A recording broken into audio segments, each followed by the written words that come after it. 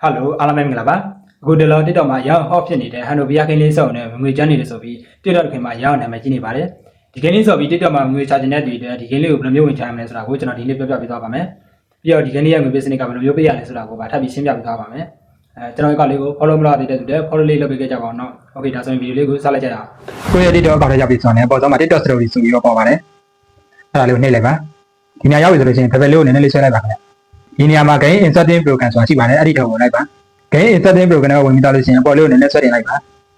ဒီနေရာမှာ Hanobia ခင်းလေးဆိုပြီးတော့ပေါ်နေပါခင်ဗျအဲ့ဒါလေးကိုနှိပ်လိုက်ပါဒီနေရာရောက်ရင် join ဆိုတဲ့နေရာလေးကိုတစ်ချက်နှိပ်လိုက်ပါခင်ဗျ